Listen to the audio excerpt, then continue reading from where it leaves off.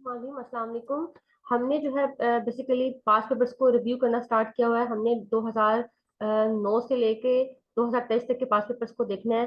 तो आज हम जो पास्ट पेपर देखने लगे पिछले जो है 5 सालों के पास्ट पेपर देख चुके हैं। हम नेक्स्ट हम जो 6 ईयर का पास्ट पेपर देख रहे हैं, इसमें है क्वेश्चन नंबर 6 का बी पार्ट। हमने बेसिकली अभी फिलहाल दो पेपर्स दो जो है उसको चैप्टर्स को डिस्कस कर रहे हैं, सीक्वेंस एंड सीरीज और मैथमेटिक्स ऑफ फाइनेंस वाला। तो अब हमारे पास क्वेश्चन नंबर 6 का बी पार्ट है। The tenth term of the arithmetic progression is 20 and the 20th term is 40.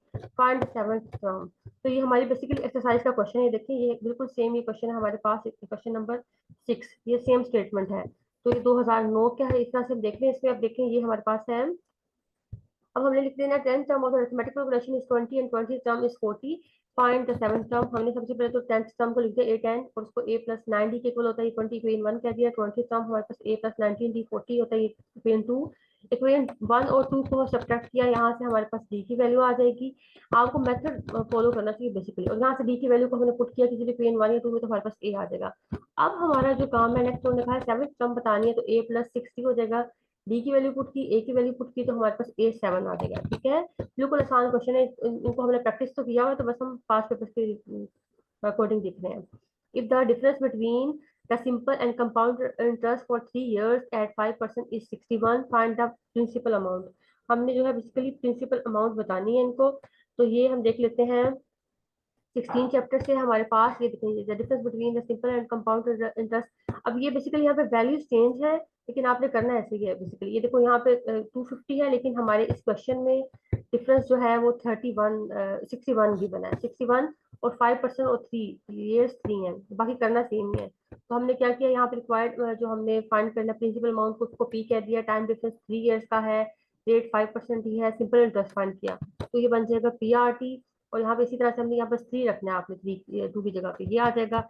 Next compound interest के फॉर्मूले P1 plus I raise to power n minus 1, same यही है। यहाँ पे बस n की जगह पे हमने 3 रख देना है, और ये हमारे पास आ जाएगा इस फॉर्म में।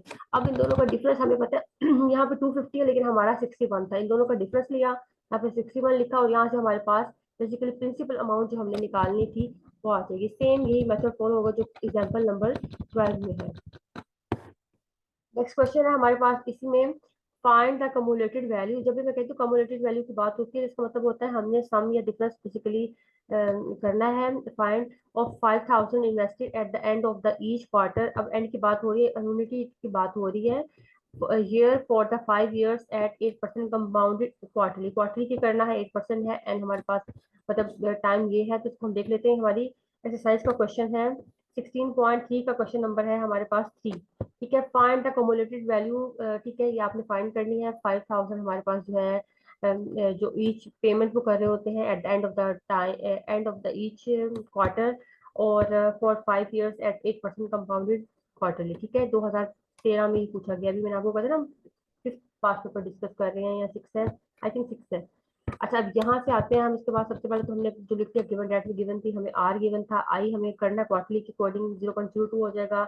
एन हमारे पास जो है हमने क्वार्टरली के अकॉर्डिंग कर लिया इसको, और यहाँ से आर आई एन आ जाएगा। अब हमने जो है इसको सम फाइंड करना। मैंने कहा था ना आपको, कम्युलेटेड वैल्यू का मतलब है कि हमने सम फाइंड करना। तो एस एन फाइंड करना है, R 1 plus I raise to power n minus 1 over I. ठीक है, ये एन्युटी का हमारे पास फॉर्मूला आ जाएगा। उसके थ्रू हमने ये जो है अपनी रिक्वायर्ड वैल्यू फाइंड कर ली सम। ठीक है, अब यहाँ तक ये पास पेपर तो हो गया। अब हम नेक्स्ट पास पेपर पे जाते हैं। ये आपने बाकी ये आजकल तो बात ही नहीं, पहले आती थी एन्युटी ड्यू, कंपाउंड इंटरेस्ट, ये पहले डेफिनेशन थी। अब आपके शॉर्ट क्वेश्चंस में ये डेफिनेशन नहीं आती। ये पहले स्टैट्स का और मैथ का पेपर कंबाइन आता था, तो अब तो सेपरेट होता है पेपर आपका।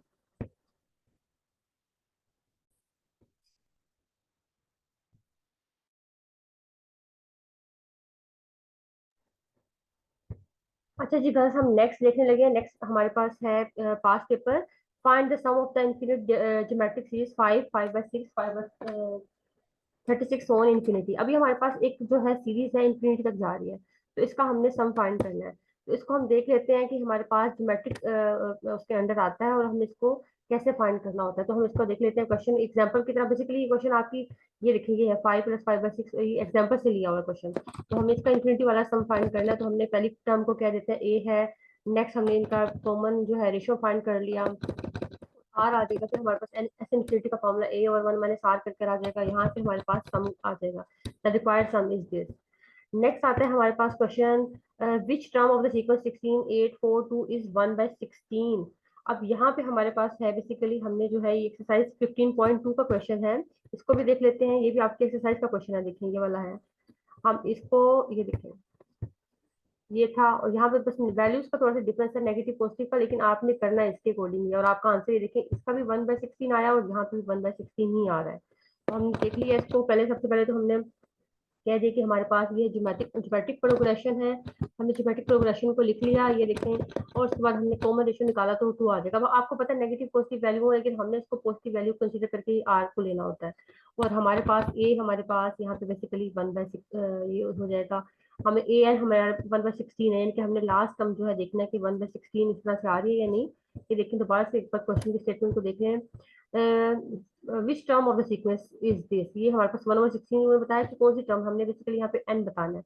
तो अब हमारे पास ये एन लास्ट टर्म तो ये हो जाएगी, हमने एन इसमें फाइंड करना है, आर भी हमें पता चल गया, और इसको हमने एन ए आर का फॉर्मूला ए आर एन -1 करके किया, और यहाँ से हमने एन अननोन था और ए की वैल्यू आर की वैल्यू को सब्स्टिट्यूट कर दिया, और इसके बाद यहाँ पे देखें कि अब ये बेसिकली ये होगा कि हमने n-1 को जो है पावर में ले लेना है, और इनको सेम जो है हमने यहाँ पे बेस बना लेंगे, सेम बेस बनाई, हमारे पास आ जाएगा 1/2, इसकी पावर 4, इसकी पावर n-5।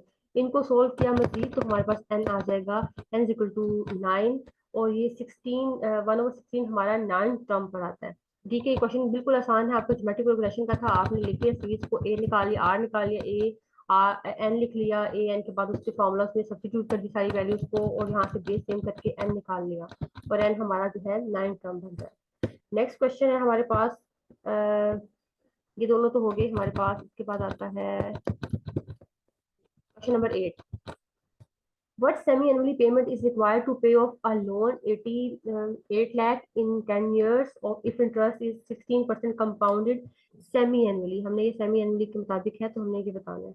अब ये क्वेश्चन हमारे पास है बेसिकली 16 चैप्टर में से है, 16 चैप्टर का 16.3 से पहले एग्जाम्पल है ये, तो हम इसको देख लेते हैं। ये देखिए बिल्कुल ये same, semi-annually payment is required to pay off a loan, तो हमने ये बताना है, और ये हमारा इस तरह से है। हमने सबसे पहले तो पी एन लिख लिया, प्रेजेंट वैल्यू, उसके बाद हमने लिख लिया हमारा इंटरेस्ट था, सेमी एनुअली के मुताबिक 2 से डिवाइड कर दिया, एन था, हमने इसको 2 से मल्टीप्लाई कर दिया कन्वर्जन के लिए, आर आ जाएगा सेमी एनुअली के, फिर उसके बाद हमारे पास P N equal to R 1 + i raise power -n/i। ये हमारे पास ऑर्डिनरी एन्युटी का क्वेश्चन है, हमने इसमें इस तरह से कैलकुलेट कर लिया पी एन, सारी वैल्यूज को पुट करके हमने बेसिकली आर निकालना है कि उसने कितनी पेमेंट करनी होगी। तो the required semi annual payment is 81,482। ठीक है, इसको हमने सोल्व कर लिया इस तरीके से। ये क्वेश्चन तो आपने की है, बस मैं आपको रिव्यू दे रही हूँ कि आपने ये कहाँ से क्वेश्चन आया और कैसे इसको, एग्जाम्पल है ये एक्सरसाइज का क्वेश्चन है, तो वो कैसे करना है आपको। तो अब हम नेक्स्ट देखते हैं, नेक्स्ट अपने जो है उसकी तरफ जाते हैं। नेक्स्ट हमारा पास्ट पेपर है। अच्छा जी, हम इस नेक्स्ट जो है पास्ट पेपर को देख रहे हैं बीकॉम का। अब इसमें the first term of an arithmetic progression is 5, the last term is this, sum 400। ठीक है, आपको उन्होंने फर्स्ट टर्म लास्ट टर्म और सम बता दिया। Find the number of terms, हमें एन बताना है, and common difference in the series, और कॉमन डिफरेंस बताना है। तो ये आपकी बेसिकली एक्सरसाइज का क्वेश्चन है 22, तो इसको हम देख लेते हैं। ये देखिए यहाँ पे लिखा हुआ है सारा, और ये बताया हुआ कि पास्ट पेपर में भी आया हुआ है। तो हमने ए लिख लिया, ए एन लिख लिया, एस एन लिख लिया, यहाँ से हमने जो है एस एन का फॉर्मूला ये वाला लगा लिया। ठीक है, आप डायरेक्ट इस फॉर्मूले की तरफ आ जाए, बजाय इसके इस फॉर्मूले से आप यहाँ पे जंप करें। हमने ये फॉर्मूला लिख लिया, S N n/2 a plus A N, यहाँ से फर्स्ट टर्म लास्ट टर्म को पुट किया, सम को पुट किया, यहाँ से हमारे पास एन आ जाएगा, हमारे पास नंबर ऑफ टर्म्स आ गई 16। इसके बाद जो है हमने ये ए एन, अब ये यहाँ पे देखिए नेक्स्ट हमने ए एन नंबर ऑफ जो है वो तो निकाल लिया टर्म्स, कॉमन डिफरेंस डी निकालना है। तो उसके लिए हम क्या करेंगे, हमने ए एन इक्वल टू, हमें पता है लास्ट टर्म ए प्लस n-1 डी गिवन है, अब एन हमें पता है कि 16 है तो 15 हो जाएगा। तो ये क्वेश्चन हमने यहाँ पे लिख लिया 5 + 15 डी आ जाएगा यहाँ पे 15 डी। अब यहाँ से क्या है, 5 को तो जाके माइनस किया तो ये बन जाएगा 40, 15 को जाके डिवाइड करके तो हमारे पास डी का रिजल्ट भी आ जाएगा।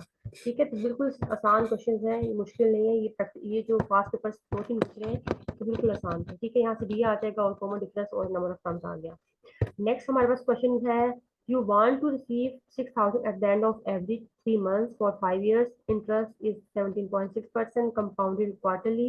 How much would you have to deposit at the beginning of 5 years? और अभी हमारे पास एनुअलिटी वाला क्वेश्चन है, ठीक है, and of the year, beginning of the year, ये चीजें हमें बता दी कि एनुअलिटी का क्वेश्चन है। ये आपका सेम जो है बेसिकली आपके एक्सरसाइज का क्वेश्चन है, क्वेश्चन नंबर 7। तो वो उन्होंने लिया हुआ है। तो हम देखें बिल्कुल सेम स्टेटमेंट है, तो हम क्वेश्चन की सोल्यूशन की तरफ आते हैं। ये सारा हमने देखा, अभी हम आते हैं सोल्यूशन की तरफ। This is the problem of present ordinary loan की। हमारे पास आर गिवन है 6000, 5 years गिवन है, लेकिन हमने क्वार्टर्स के अकॉर्डिंग करना है। 20 लिख लिया, एन और आई को भी 4 से डिवाइड करके क्वार्टर्स में 0.004।